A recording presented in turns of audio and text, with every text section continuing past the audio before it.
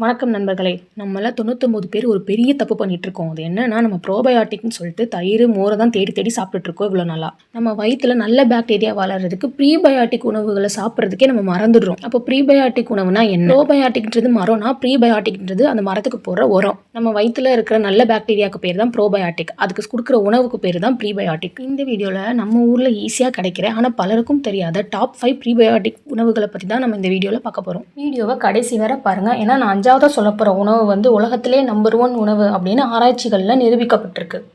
நிபுணர்கள் என்ன சொல்கிறாங்கன்னா, நம்ம குடல் ஆரோக்கியமாக இருந்தால் தான் நோய் எதிர்ப்பு சக்தி அதிகமாகும், மனநிலை சீராகும் அப்படின்னு சொல்கிறாங்க. ப்ரீபயோட்டிக்ஸ் அப்படின்றது ஒரு வகை நார்ச்சத்து. இது நம்ம உடலால் செரிக்க முடியாது. ஆனால் நம்ம குடலில் இருக்க பாக்டீரியாவுக்கு அதுதான் ராஜ விருந்து.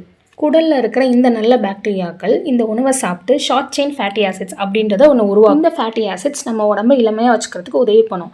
இப்போது நம்ம லிஸ்ட்டில் முதலாவதாக பார்க்க போகிறது வாழைக்காய். வாழைப்பழத்தை விட வாழைக்காயில் ரெசிஸ்டன்ஸ் ஸ்டார்ச் அப்படின்றது ரொம்ப அதிகமாக இருக்குது. இது என்ன பண்ணுன்னா, நேராக நம்ம குடலுக்குள்ளே போய் குடலில் இருக்கிற நல்ல பாக்டீரியாக்களை பலப்படுத்தும். நீங்கள் வாழைக்காய் சிப்ஸ் அல்லது வாழைக்காய் பொரியல் செஞ்சு சாப்பிடலாம். ஆனால் இது எல்லாத்தையும் விட வாழைக்காயை ஆவியில் வேக வச்சு சாப்பிட்றது தான் ரொம்ப நல்லது. டயபெட்டிக் பேஷண்ட்ஸ்க்கு இந்த உணவு ஒரு மிகப்பெரிய வரப்பிரசாதமாக இருக்கும்.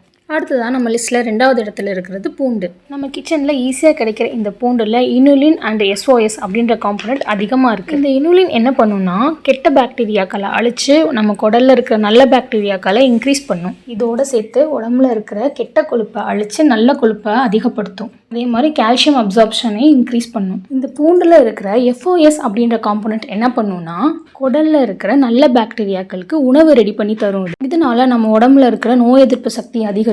சுவாசம் அதே மாதிரி மூச்சு சம்மந்தப்பட்ட நோய்களையும் குறைக்கும்.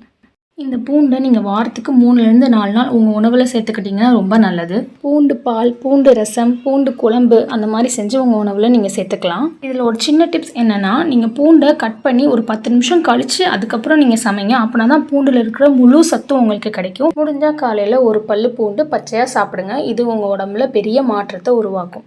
நம்ம லிஸ்ட்டில் 3ஆவதாக இருக்கிறது சின்ன வெங்காயம். இதுவும் நமக்கு ஈஸியாக கிடைக்கக்கூடிய பொருள் தான், நம்ம கிச்சன்லேயே இருக்குது. நம்ம பாரம்பரிய மருத்துவத்தில் கூட நம்ம முன்னோர்கள் இந்த சின்ன வெங்காயத்தை நிறைய பயன்படுத்தியிருக்காங்க. பெரிய வெங்காயத்தை விட சின்ன வெங்காயத்தில் தான் 3 மடங்கு அதிகமாக ப்ரீபயோட்டிக் சத்து இருக்குது. இந்த சின்ன வெங்காயம் ரத்தத்தை சுத்திகரிக்கிறது மட்டும் இல்லாமல் குடல் சுவர்களையும் பலப்படுத்துதுன்னு சொல்கிறாங்க. இந்த சின்ன வெங்காயத்தில் ஆன்டி ஆக்சிடென்ட் அதிகமாக இருக்கிறதுனால நம்ம உடம்புல நோய் எதிர்ப்பு சக்தியை அதிகப்படுத்துது.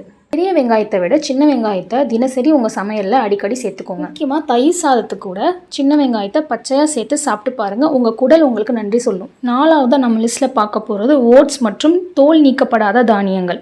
இந்த தோல் நீக்கப்படாத தானியங்களில் பீட்டா குளுக்கோன் அப்படின்ற ஒரு சத்து இருக்குது. இந்த பீட்டா குளுக்கோன் நம்ம குடலில் இருக்கிற நல்ல பாக்டீரியாவுக்கு ரொம்ப பிடிச்சமான உணவு. இந்த பீட்டா குளுக்கோன் நம்ம சாப்பிட்ற உணவோட செரிமானத்தை மெதுவாக்கி நமக்கு ரொம்ப நேரம் பசி எடுக்காமல் நம்ம உடம்பை வச்சுக்கும். உடல் எடையை குறைக்கணும்னு நினைக்கிறவங்க இந்த உணவை கண்டிப்பாக எடுத்துக்கணும். இது மட்டும் இல்லாமல் இது ரத்தத்தில் இருக்கிற சர்க்கரை அளவை சீராக வைத்திருக்கிறதுக்கு ரொம்ப உதவி பண்ணுது.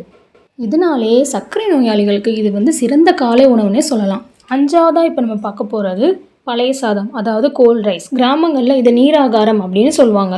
அதாவது சாதத்தை சமைச்சு அதை தண்ணி ஊற்றி வச்சு ஓவர் நைட் ஊற வச்சா அதில் இருக்கிற ஸ்டார்ச் ரெசிஸ்டன்ஸ் ஸ்டார்ச்சாக மாறும். இது உலகத்திலே மிகச்சிறந்த ப்ரீபயோட்டிக் மற்றும் ப்ரோபயோட்டிக் உணவு. வெளிநாட்டில் இந்த சாதத்தை ஒரு பேக்கெட்டில் பேக் பண்ணி ஃபெர்மெண்டட் கோல்ட் ரைஸ் அப்படின்னு சொல்லி வித்துட்ருக்காங்க பல $. ஆனால் நம்ம ஊரில் இதோட மகத்துவம் பெருசாக யாருக்குமே தெரியாது. தினமும் காலையில் வெறும் வயிற்றில் தொடர்ந்து இந்த நீராகத்தை குடிச்சிட்டு வந்தீங்கன்னா உங்கள் உடம்புல பல மாற்றத்தை நீங்கள் பார்க்கலாம். உங்கள் வயிற்றில் இருக்கிற குடலை இது ஒரு பெரிய பவர் ஹவுஸாகவே மாற்றிடும். பார்த்தீங்களா, ஆரோக்கியம் நம்ம சமையல் அறையிலேயே இருக்குது. இந்த 5 உணவுகளில் ஏதாவது 3 உணவையாச்சும் நீங்கள் வாரத்துக்கு 2 தடவை இல்லை 3 தடவை கண்டிப்பாக எடுத்துக்கணும். இந்த 5 உணவுகளில் எந்த உணவை நீங்கள் அடிக்கடி சாப்பிட்றீங்கன்னு கமெண்ட்டில் சொல்லுங்கள். இந்த தகவல் உங்களுக்கு பயனுள்ளதாக இருந்தால் உங்கள் ஃப்ரெண்ட்ஸ்க்கு ஷேர் பண்ணுங்கள். மறக்காமல் சப்ஸ்கிரைப் பண்ணிடுங்க. ஆரோக்கியமாக இருங்க. அடுத்த வீடியோவில் பார்க்கலாம்.